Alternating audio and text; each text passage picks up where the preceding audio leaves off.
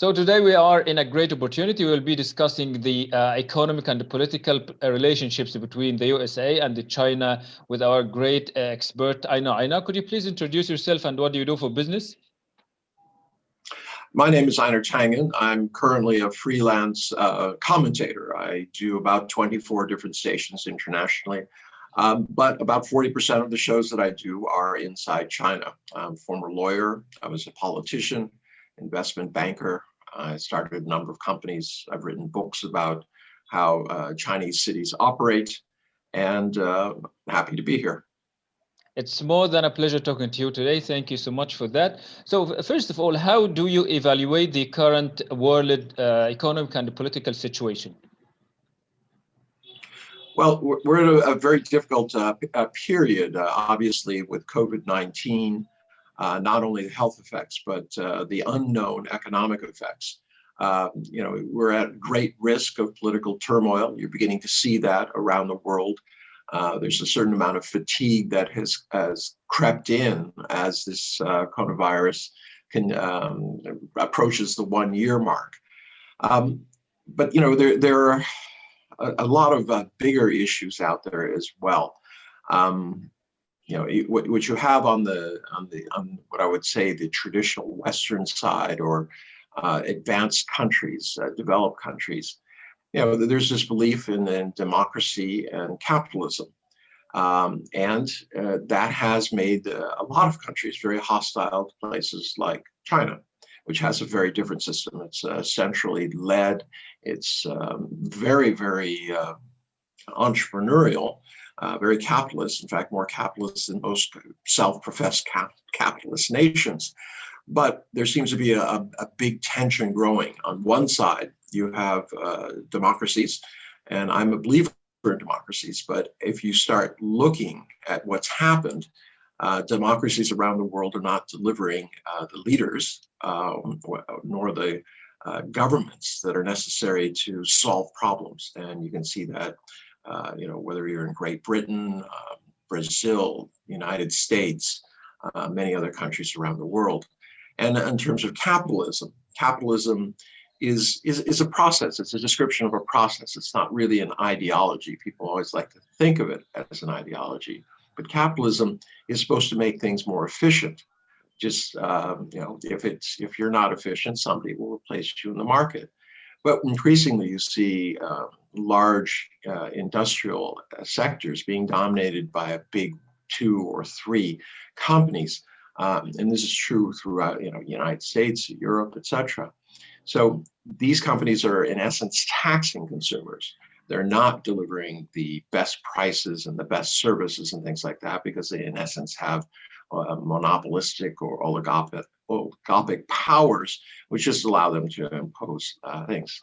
China, on the other hand, has pursued a different things. It's not as democratic as defined by Western power, developed nations, but it's been very successful for the last 40 years. And this kind of brings up this issue of, well, if we have the best system, developed countries, democratic and capitalist, we should be producing the best results.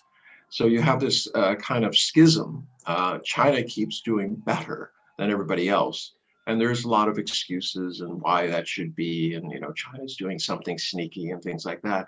But, over a 40-year period, it's kind of hard to deny that China's system has some relevancy. So it brings up this issue of whether, Francis Fukuyama, who famously wrote a book after he was in the Reagan era, in essence saying that there was really only one system, a democratic capitalist system led by the United States that was valid or that was efficient or that, in essence, could ever be one. It would be a singularity, one government to rule them all. Now you have other countries with different cultures, different economic principles, different political principles who are doing very well. So it brings into question the world order, and you see these frictions play out on almost a daily basis. Suspicion, China towards the US towards China, and also with China's growing footprint. This is also exacerbating the situation because, as things change, people become concerned that somehow it's their ox that is going to be gored. So they're looking very, very suspiciously, not only at China, but also the US to a certain degree. So it's a time of great change, perhaps even a change where with technology, it could be as great as the Industrial Revolution. I mean, people talk about the fact that over the next 5 years, 50% of the jobs that we know could in essence disappear. That's a massive amount of displacement. And yet you hear very few, plans about how countries are going to address that. Very little education is being done how to prepare people for this, quote, next economy. And certainly there hasn't been an identification of what's going to happen to these people when in fact they do get displaced. So you could have not only economic and political effects from this, but also ideological ones. Remember, the Industrial Revolution is in essence responsible for all the isms that we know today, whether it's communism, socialism, democracy, and capitalism. Yeah, that is more than awesome. So my next question is, we have seen the war between the US and China regarding the 5G and the telecommunication industries. How do you see the difference between the leadership of the last president and the new president? Well, it's quite different. I mean, if you've been following along, there's a very different tone that's going to be taken. Mr. Blinken, who looks to be, he is the nominee for Secretary of State, has made it very clear that he views Trump's approach to China is competing for the bottom. In essence, the Tonya Harding idea.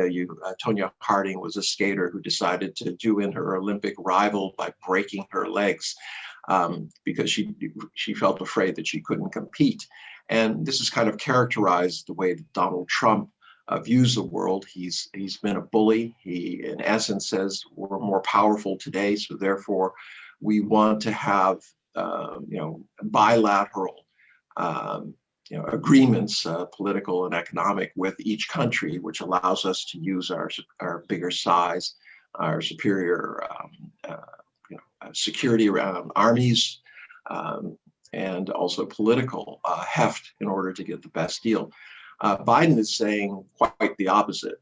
In essence, he says we're going to return to the days of multilateralism where the US, quote, is at the head of the table. We're going to compete from the top, which seems to mean that they want to put more money into competing, a kind of miniature Sputnik. Sputnik was that program that was set off by the moon race when the US decided that it wanted to get to the moon first and put a tremendous amount of money into education and research and development, which resulted in a very successful moon launching. If you're not one of these conspiracy bluffs who believes that it was all taped in Nevada or someplace like that. In any event, so it's a very different approach. One that is Biden's approach is being almost unilaterally applauded, especially by our allies and neighbors. They felt very much abused by the kind of tactics that Donald Trump used. Because remember, as hard as he was on China, he was also hard on Europe, who we consider our allies, on Mexico and Canada, our neighbors. So it was very, and in other areas, he just ignored it. Africa and South America feel, in essence, that they've fallen off the American radar. So you're going to see a return to this multilateralism, trying to solve things by discussion.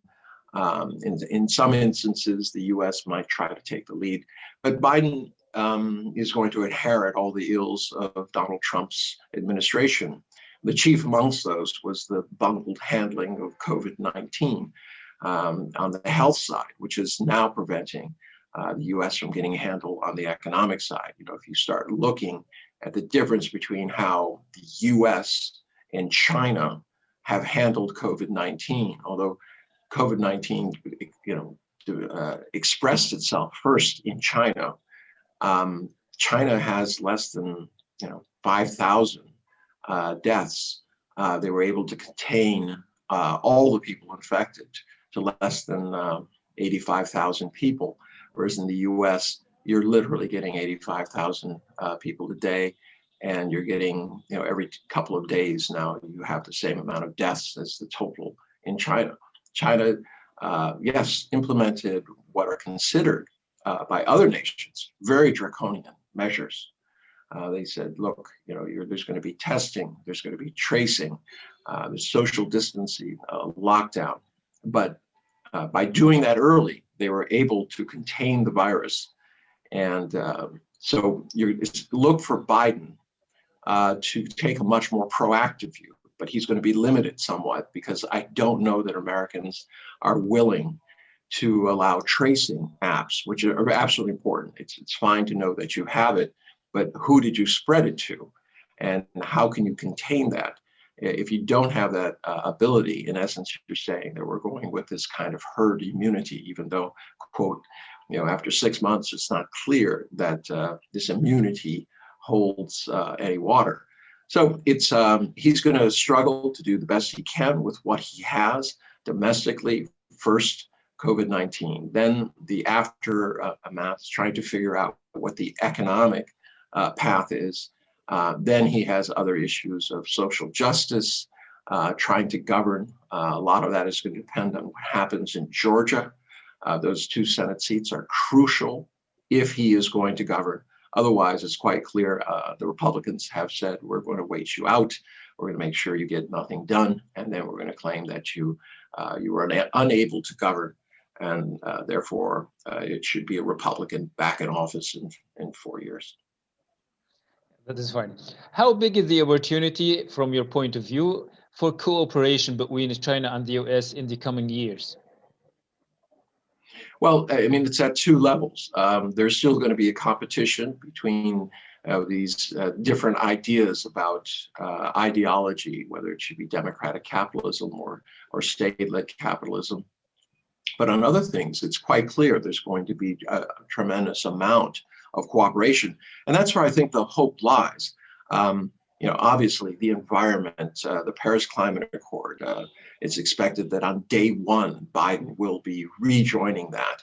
And by doing so, he'll be cooperating with China, who has declared itself as going to be carbon neutral by 2060, very ambitious goal.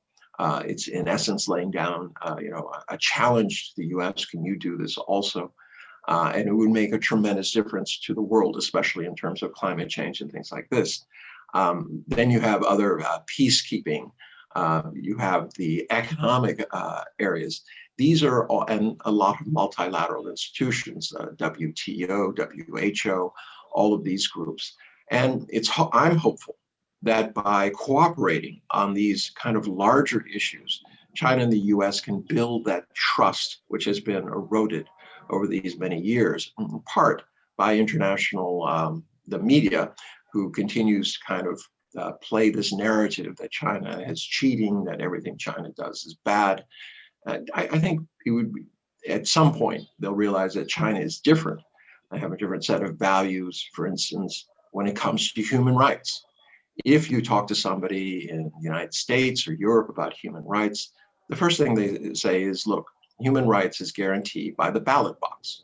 And second, political expression has to be unfettered.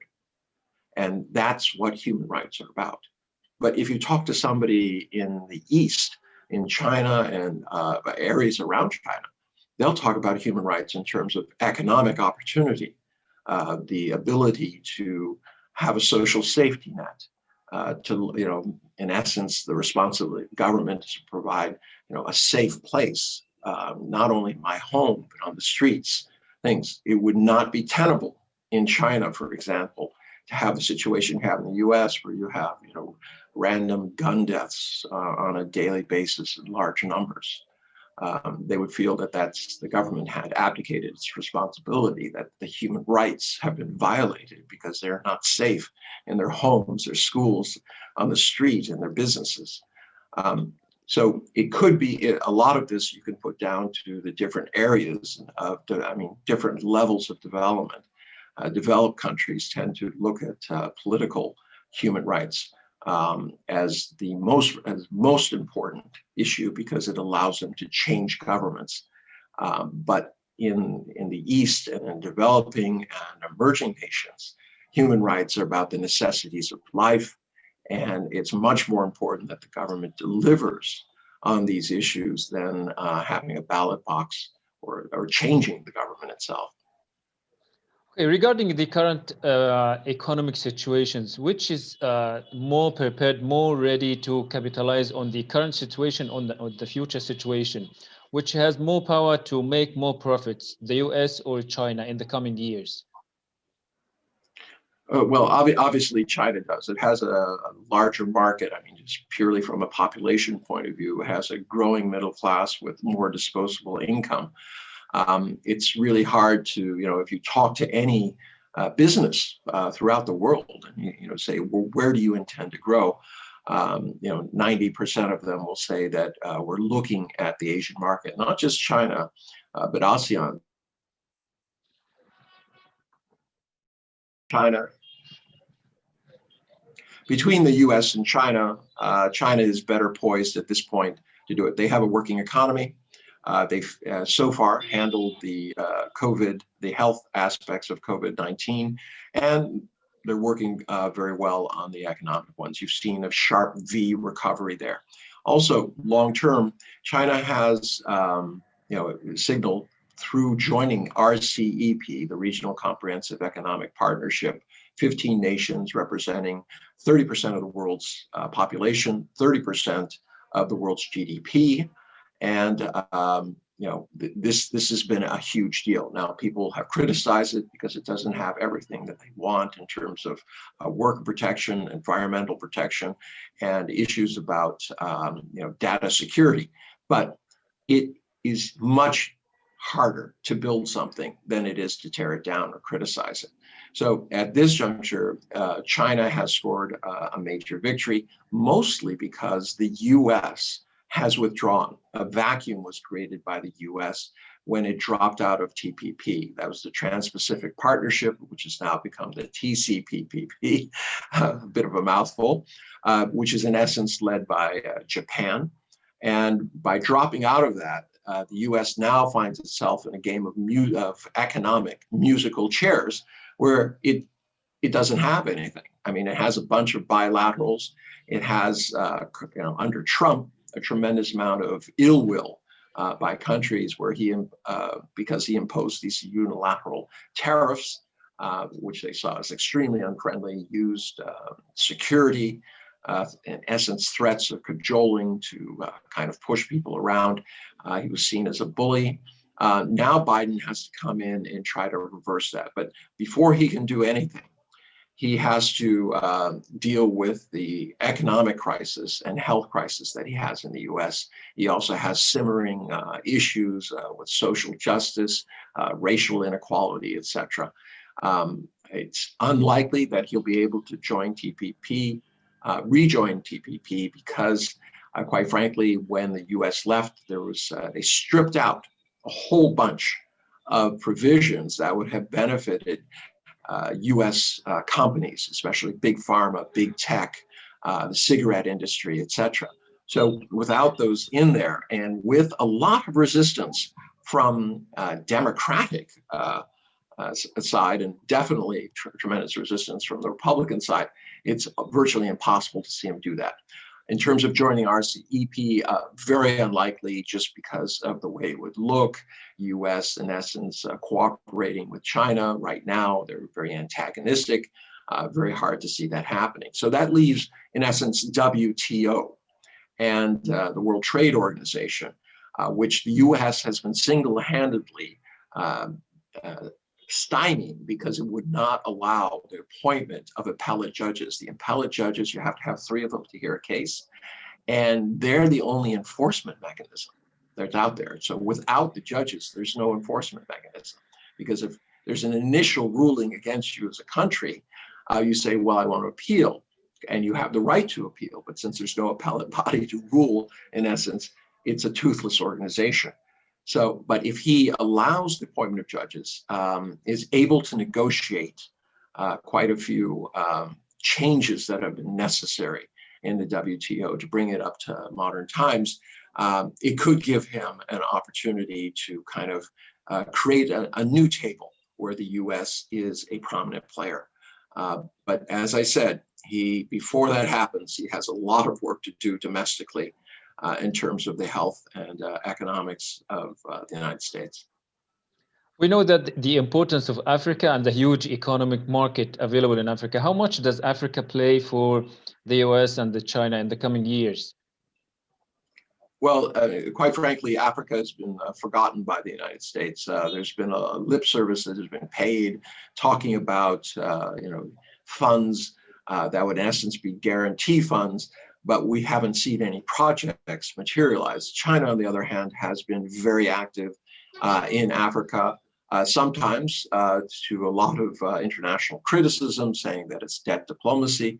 But quite frankly, the world is experiencing, a $4 trillion deficit in terms of infrastructure needs, especially in developing countries, and those including Africa, where they need the roads, they need the bridges, they need the rail, airports, ports, in order to fully develop their economies. And I don't mean just exporting raw materials, but the way forward for Africa is to have complete economies, which means manufacturing, providing services, and this type of thing. But you can't do that if you can't get there.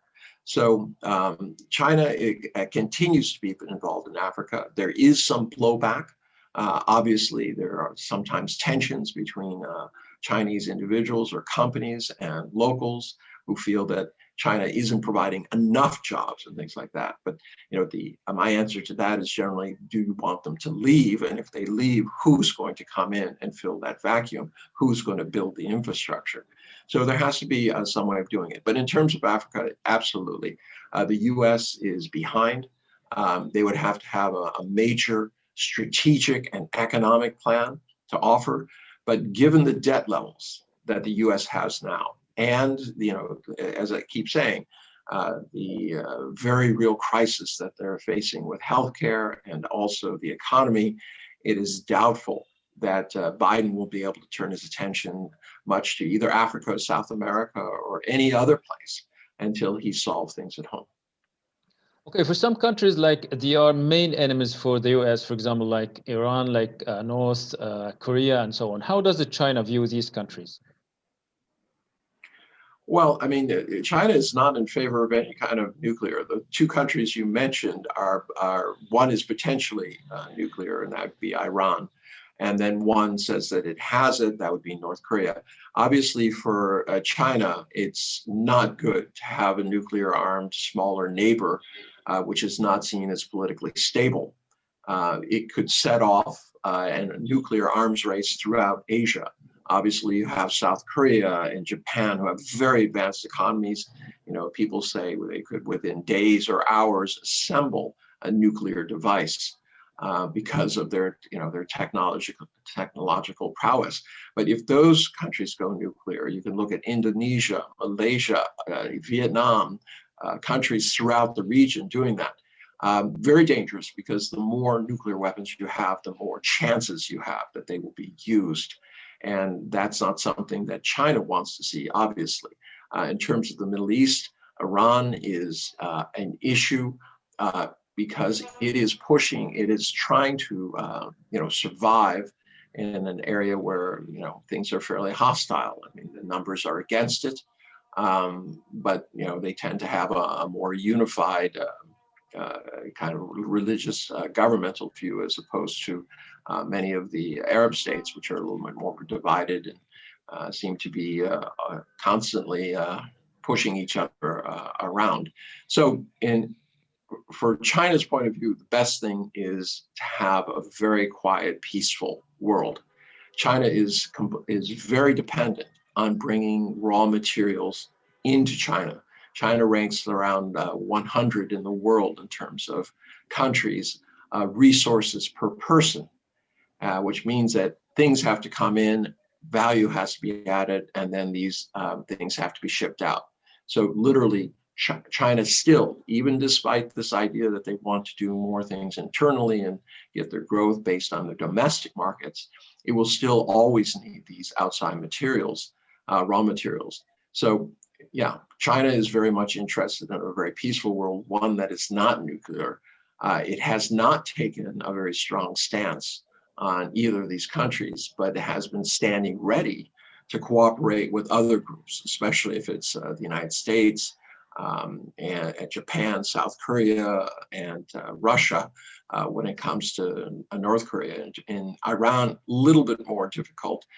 China has at some points tried to wade in, but the Middle East has been the graveyard of empires. It's a very difficult situation, very complex. If you go in there with some simplistic idea that you can solve it, it rarely works. We're seeing that now with Jared Kushner and his attempts to try to, manufacture peace.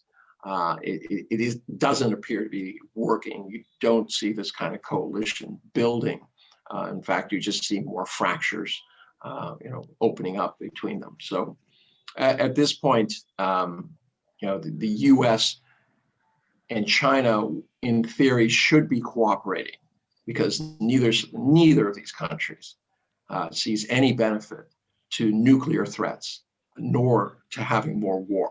I mean, the U.S., I think the time for the forever wars that the U.S. has started and maintained in the Middle East and Afghanistan, it's time for those to end. There's just it's not accomplishing anything. No one has been saved. In fact, many people have died, and the tragedies seem to be compounding on a daily basis rather than establishing hope and prosperity. So Europe has always been considered the first line of defense for America, like against the usual opposites like Russia and China.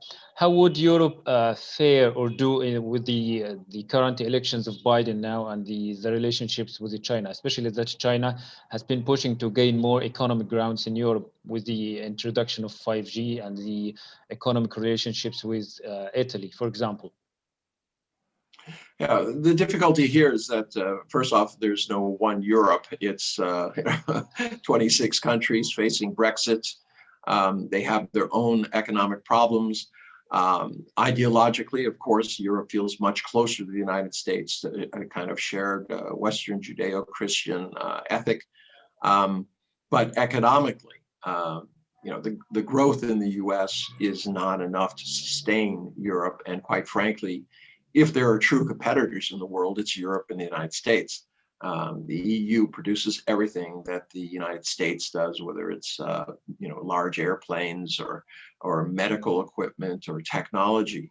The US is a little bit ahead in terms of the tech things when you talk about Facebook and things like that. But I mean, Europe needs markets. Look at Germany. 30% of the entire GDP is dependent on exports. Those exports aren't going to go to the United States. They need a fresh market, and China represents that. So economically, they need to figure out how they can work with China, whereas politically, they don't want to antagonize the US. So Europe is kind of betwixt and between. They are trying to avoid hard confrontations, but remember, it is Europe. They're used to containing issues. With the long history of wars, religious wars between Protestants and Catholics, 2 world wars, they have learned that even when there are differences, there are means of cooperating that are necessary just purely for survival. So I see them being very pragmatic, paying lip service to one and to the U.S. And not more than lip service, agreeing with the U.S. on basic ideology, but in terms of economics, they really have no place to go except Asia. And it's not just China. We're talking about 70% of the world's growth right now is being provided in Asia. And it seems to cement this idea that it's an emerging Asian century. And certainly Europe does not want to be left behind in that scenario. With the introduction of the pandemic, the world came to know that it's one place, we are all related, and the one danger in one place can effectively reach the others. What are the major opportunities for cooperation after the current situation? Well, COVAX, this is the WHO initiative which is supposed to bring all nations together to make sure that developing nations and poorer nations have access to this antiviral. It's absolutely necessary. This idea that, you know, if we cure everything in my country, well, we're fine and we don't have to worry about anything. It's a connected global economy. You cannot put your head in the sand and pretend danger has gone away. So the world needs to come together and do this. And it's everyone is hopeful that Biden will join COVAX. And this is a good example of where China and the US can play a joint leadership role in terms of making sure that countries have access to this. And I think this is very important. This is part of that trust building, which would be essential to kind of overcoming this negative, especially propaganda that has been put out by the US that China is somehow always the villain in these cases. It has a different system. The world needs to get used to the fact that China is not going to change. I mean, if I asked you, you've had 40 years of success, isn't it time to change? You'd say, why? So at this juncture, people need to understand that there may be many paths to prosperity. And some of those are dependent on cultural outlook, the kind of values, different societal values. And I'm not talking about human rights. I'm just saying how people look at the world definition of success and what they want. As I said, they can be very, very different, even as something as people would think is axiomatic as human rights. What else would you like to add about the economic and political relationships between the US and China today, Einar? Well, one of the biggest issues is uncertainty. Donald Trump liked uncertainty. He saw it as a tool, as a way of getting what he wanted. By producing enough uncertainty, people would get confused. He could run in there and then force a deal using his superior economic, political, and military might. But actually, uncertainty is not good for the world. You cannot have diplomacy. If I don't know you're going to follow through on what we agree, there is no diplomacy. And the same in business. If I don't know what's going to happen, I'm not going to invest. So, hopefully that will go through it. But one of the big issues is that, but for 83,000 votes in 4 states, Donald Trump would be president. He had over 73 million voters who voted for him. Yes, Biden had 80, but the fact is, in these battleground states, which could have decided it, right, 83,000 votes in those 4 states made the difference. Otherwise, if they had gone the other way, Donald Trump would be president. And there's a real concern. How reliable is the US? Will it return to go back and forth in this seesaw motion where Obama, then Trump, then Biden, then some new populist? Will the US carry forward on all these initiatives? People might like them, but the question is, do you trust it? And this unknown is continuing to be an issue, not only for